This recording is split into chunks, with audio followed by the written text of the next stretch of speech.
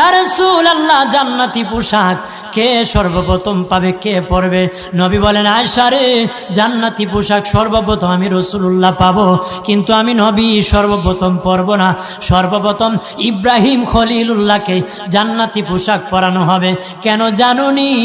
ইব্রাহিম নবীকে নমরুদের আগুনে যখন ফেলে দেওয়া হয়েছিল, দুনিয়ার সব ছেড়ে দিয়েছিল, বাড়ি ছেড়ে দিয়েছিল, সম্পদ ছেড়ে দিয়েছিল, মা বাবা ছেড়ে দিয়েছিল, এমনকি গায়ের জামাও যখন খুলে নে, ইব্রাহিম কয়েক কাপড় ছেড়ে দিতে পারি, আমার আসমানের মালিককে ছেড়ে দিতে পারি না।